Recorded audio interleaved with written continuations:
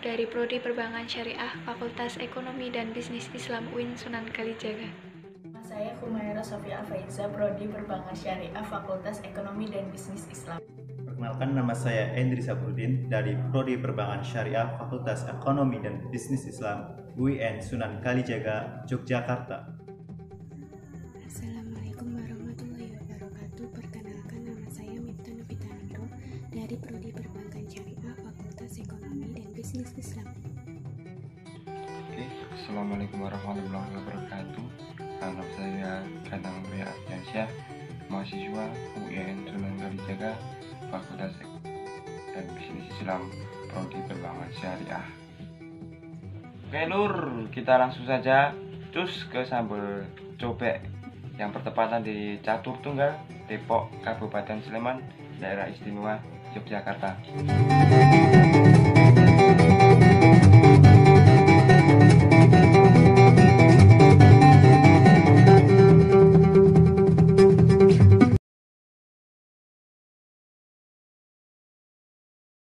Pertama-tama ya Pak, sejak kapan memulai bisnis ini? Oke, sambal cowek sendiri itu sudah berdiri sejak tahun 2016. Sejak tahun 2016 itu awalnya bukan sambal cowek, tapi namanya sambal cowek nyakti. Nah, ada nama panjangnya. Tapi sekarang tinggal sambal cowek saja. Seperti itu. Sejak 2016. Terus udah ada berapa cabang? Sekarang sambal cowek sudah masuk outlet ke-7, sebentar lagi kita akan opening outlet ke-8. Terus Gitu. ada nggak Pak sasaran target pasar gitu? Oh, tentu saja, setiap usaha pasti ada sasaran target pasarnya ya, seperti itu.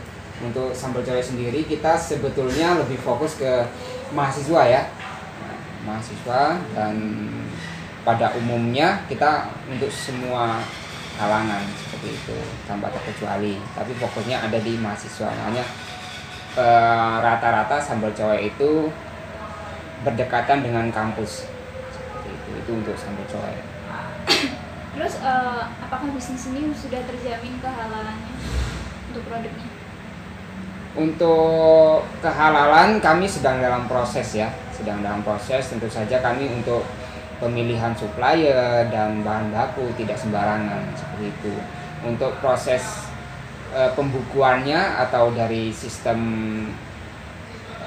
pemerintahannya ya, prosedurnya seperti itu, kami belum ke arah sana. Tapi untuk proses sekarang kami sudah mulai proses untuk dari sistem pemilihan bahan baku dan supplier seperti itu. Terus berapakah kisaran omset per bulannya untuk ini? Oke, untuk omset sendiri kita setiap outlet itu berbeda-beda ya, karena kondisi pasar sendiri berbeda kalau setiap daerah itu seperti itu. Tapi untuk omset keseluruhan setiap bulan itu kurang lebih bisa kita katakan sampai 90 juta satu bulannya seperti itu. Jadi untuk beberapa outlet itu berbeda-beda omsetnya? Ya betul, setiap bulan kita berbeda-beda. Terus apakah omset pernah mengalami penurunan? Jika iya, bagaimana solusinya? Oke, kalaupun outletnya kita punya pendapatan yang kurang dari target seperti itu, ya mau tidak mau kita juga mengurangi bahan baku seperti itu. Bahan baku dikurangi, dan kalau untuk rekrutmen karyawan kita tetap berjalan seperti biasa. Jadi tidak ada pemotongan PHK untuk karyawan, tidak ada. Jadi untuk paling kita meminimalisir penggunaan bahan baku itu saja paling. Jadi tidak mengganggu kualitas dari sambal cowek sendiri, karena kita sudah ada pertimbangan bagaimana caranya meminimalisir penggunaan yang tidak berlebihan itu seperti itu. Terus agar produk itu dapat diterima oleh konsumen, terus bagaimana cara perusahaan melakukannya? Bagaimana, bisa diulangi? Kayak promosi gitu. Iya, Promosi. agar produk itu bisa diterima konsumen. Misalnya ditingkatkan kualitasnya atau bagaimana itu. Pas waktu itu awal-awal pembukaan Oke, tentu saja ya, semua usaha itu pasti setiap periode pasti ada perkembangan ke tahap selanjutnya seperti itu. Itu juga bentuk dari apa ya, istilahnya kita bersaing dengan pengusaha-pengusaha yang lain seperti itu. Kalau tidak seperti itu, kita juga akan mengalami kemunduran ya, kita kalah bersaing dengan yang lain. Jadi setiap hari harusnya ya, setiap hari kita punya perkembangan yang harus dilakukan ya. Jadi mulai dari SDM, sumber daya manusia, kualitas sistemnya itu penting sekali. Terus kemudian kualitas dari makanannya seperti itu juga harus ada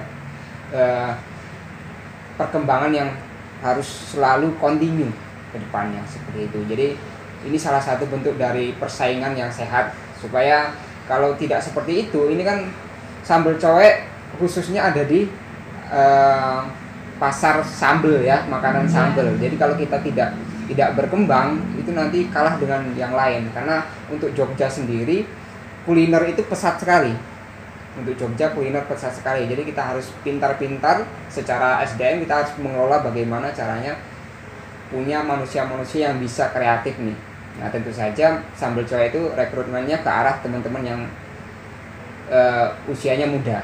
Karena anak-anak muda itu kreatif sekali. Seperti itu. Terus untuk meningkatkan penjualan ini kan perlu dilakukan promosi agar dikenal itu kan Pak. Terus siapa yang bertanggung jawab terhadap promosi perusahaan di sini? Oke, untuk promosi kita sebetulnya belum ada tim ya. Promosi kita belum ada tim, tapi kita di sini punya tim manajemen. Nah, semua tim manajemen di sini itu bergerak bersamaan. Jadi kita saling bantu di sini.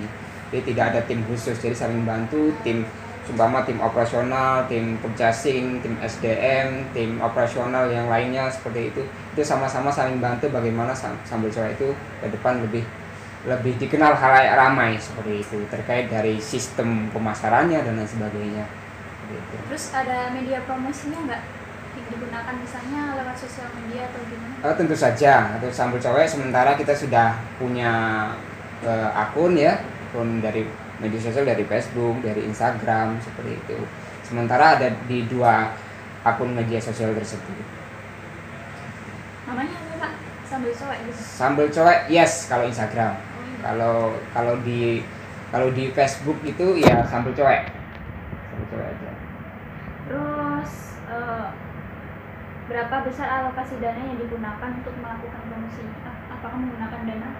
Tidak, jadi kita untuk promosi kita tidak menggunakan dana sama sekali.